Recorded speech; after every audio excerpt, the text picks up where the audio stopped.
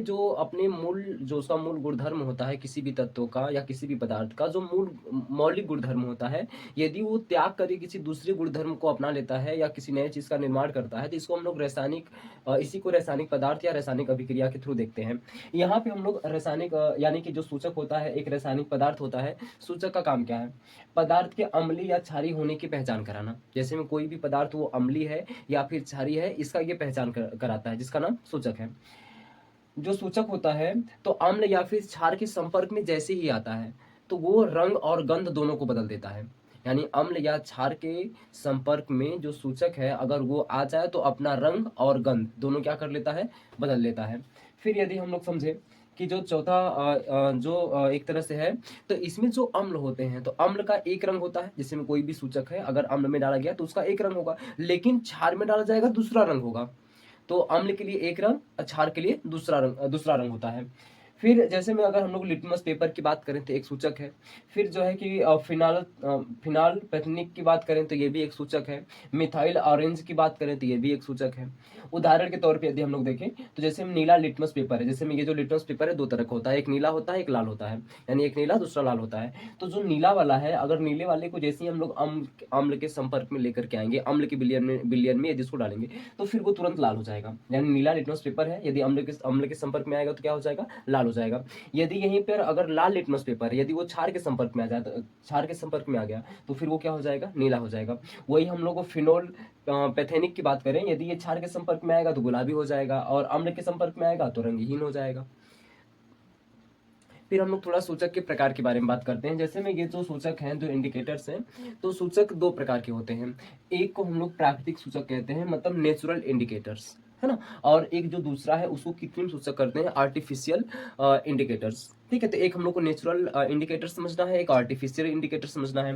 तो जो ये हम लोग के जो नेचुरल इंडिकेटर्स होते हैं, तो ये प्राकृतिक से प्राप्त होते हैं। प्राकृतिक मतलब पेड़ पौधे से मिल जाते हैं। जैसे में हल्दी हो गया, जो हम लोग के घर में यूज होता है, हल्दी एक क्या है? सूचक का काम करता है।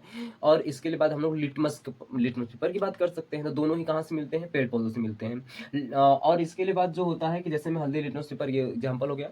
लेकिन जो कृत्रिम है, जो कृत्रिम सूचक हैं, जो आर्टिफिशियल इंडिकेटर्स हैं, तो ये रसायनों के द्वारा प्रयोगशाला में इनका निर्माण होता है। जैसे में हम लोग फिनोल पैथेनिक की बात कर सकते हैं, मिथाइल ऑरेंज की बात कर सकते हैं। फिर थोड़ा सा जैसे में जो गंधी सूचक होते हैं, जैसे में जो प्याज होता है और लौंग का जो तेल है, उन्हें हम लोग गंधी सूचक बोलते हैं। उनको क्या बोलते हैं? गंधी सूचक।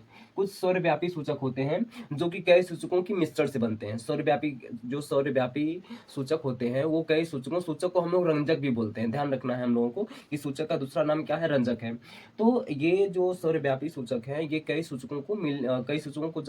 सूचकों का ये मिश्रण होता है। अब जो है कि अम्ल क्षार वह कितना प्रबल है या दुर्बल है, तो इस बात को भी सौरव्यापी जो सूचक होते हैं वो बता देते हैं।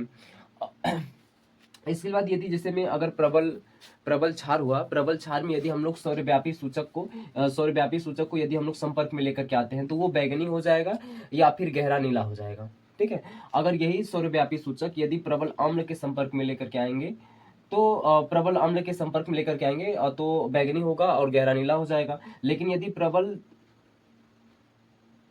ठीक है, प्रबल अम्ल के अगर संपर्क में लाएंगे तो वो लाल हो जाएगा और क्या हो जाएगा? गुलाबी हो जाएगा। लाल हो जाएगा और क्या हो जाएगा? गुलाबी हो जाएगा।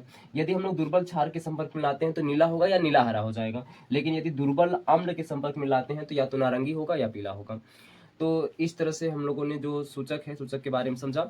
यानी जो सूचक होते हैं तो वो पीएच के मान पर भी बहुत ज़्यादा इनका प्रभाव ये डालते हैं। जैसे में ये जो सौरव्यापी सूचक होता है, यदि अम्ल में डालेंगे तुरंत उसका पीएच मान भी बता देता है, एकदम सटीक जानकारी देता है। यानी कि जो लिटमस पेपर है और जो प्राकृतिक जो सूचक है और जो कृत्रिम सूचक है, इनके लिए अपेक्षा जो सौरव्यापी सूचक होता है वो बहुत सटीक जानकारी देता है, क्योंकि कई रंजकों से, कई सूचकों से मिलकर के बना होता है। जैसे में अगर हम लोग जानते हैं कि पीएच जो मान है, उसमें अगर रेंज हुआ 0 से लेकर के 6 तक, यानी 1 से लेकर के 6 तक हुआ, तो वो अम्ल को बताता है। अगर 7 है तो लवण को बताता है। अगर 7 से अधिक है और 14 तक है तो वो क्षार को बताता है।